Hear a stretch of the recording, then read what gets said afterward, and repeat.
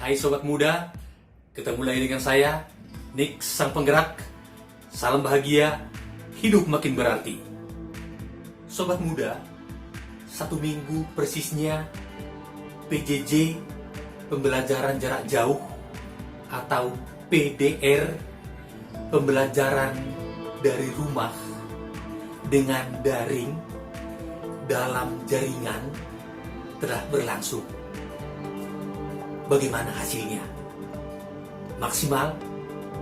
Atau minimal? Atau bagaimana? Yang akan kita bahas ini mungkin mempengaruhi hasilnya. Tetap di sini.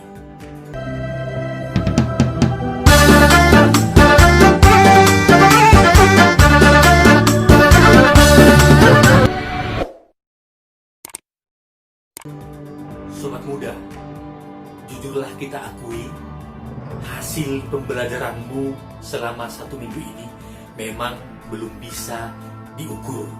Tapi yang saya maksud adalah semangat, antusias atau gairahmu dalam mengikuti pelajaran selama 1 minggu ini kira-kira bagaimana? Maksimal, minimal, atau bagaimana? Karena gairah atau semangat mengikuti pelajaran ini mempengaruhi besar terhadap hasil. Oleh karena itu, beberapa hal yang dibahas kali ini, 1, sehubungan dengan pola belajarmu. Sobat Muda, ada yang pola belajarnya seperti ini. 1, untuk pelajaran besok, dalam hatinya, dalam pikirannya mengatakan seperti ini. Untuk pelajaran besok, biarlah saya mengetahui dari apa yang diajarkan, apa yang diutarakan oleh Bapak Ibu Guru ketika daring. Kemudian yang kedua, dia mengikuti daring besok harinya. Dia ikuti, dia terlibat, dia berinteraksi. Kemudian yang ketiga, selesai daring, lalu dia ulang kembali, dia kuasai kembali, dia baca kembali, mungkin bagi yang bimbel, mungkin bersama dengan guru bimbelnya, dia ulang kembali, dia bahas kembali. Itu pola yang pertama. Berikut pola yang kedua. Pola yang kedua ini urutannya. Yang pertama, untuk pelajaran besok, hari ini atau malam ini, dia sudah membuka buku paket, dia buka, dia kuasai apa bahan-bahannya, atau dia sudah membrowsing, dia lihat bahan-bahan di internet, atau ada beberapa materi pelajaran sudah terdapat di YouTube, dia lihat videonya, dia lihat berulang kali, kemudian dia kuasai. Nah, dengan demikian, itu menghadirkan rasa penasaran di dalam pikirannya. Oh ya, itu toh. Nah, untuk tahap kedua, besoknya ketika dia mengikuti pelajaran daring, dia semakin terpacu untuk mengikuti pelajaran karena rasa penasarannya sudah terbangun hari sebelumnya atau malam sebelumnya. Lalu yang ketiga, setelah selesai daring, dia ulang kembali, dia baca kembali bukunya, dia lihat kembali video-video di YouTube atau apapun. Nah, cara yang kedua ini jauh lebih baik daripada cara yang pertama tadi. Mengapa? Karena cara yang kedua ini, dengan dia membuka pada malam sebelumnya atau hari sebelumnya, yang menghadirkan rasa penasaran, itu membuat pikiran itu lebih fokus, lebih tertuju, dan lebih menangkap bagian-bagian yang penting. Apalagi kalau dia sertai dengan pertanyaan-pertanyaan yang menurut dia kurang dia pahami. Ini apa artinya ya? Ini apa maksudnya ya? Nah, ketika pelajaran besoknya, dia semakin fokus. Kalau dia sudah menemukan jawabannya, oh itu maksudnya, itu maksudnya. Kalau dia belum menemukan jawabannya, mungkin dia akan bertanya kepada gurunya. Nah, itu yang paling baik. Oke, silakan melakukan yang kedua ini. muda, hal kedua yang mempengaruhi kesuksesan belajar darimu adalah yang disebut dengan gaya belajar. Secara umum ada 3 gaya belajar. Yang pertama visual, yang kedua auditori, yang ketiga kinestetik. Yang pertama yaitu visual. Gaya belajar visual artinya gaya belajar yang cenderung mengutamakan pandangan mata, apa yang dilihat, yaitu berupa mungkin bentuknya, mungkin tampilannya, pokoknya lebih mengandalkan pandangan mata.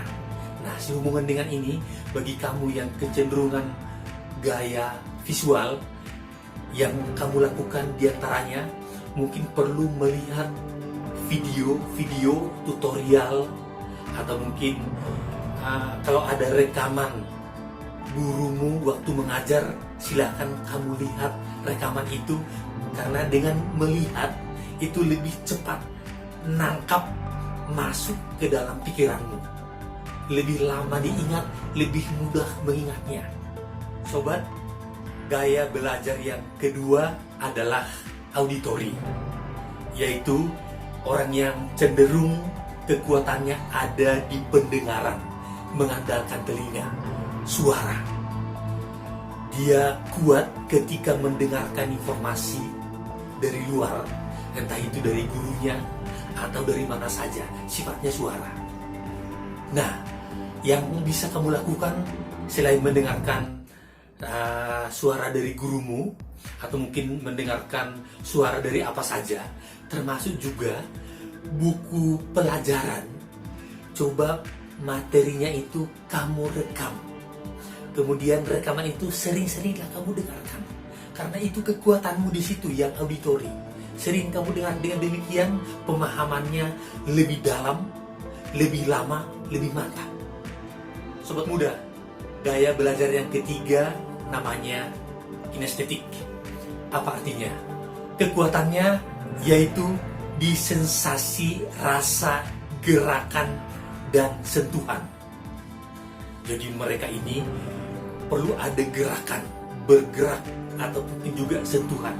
Nah, apa yang kamu lakukan ketika kamu misalnya belajar mau menguasai rumus-rumus atau konsep-konsep, perlu sambil membuat gerakan-gerakan.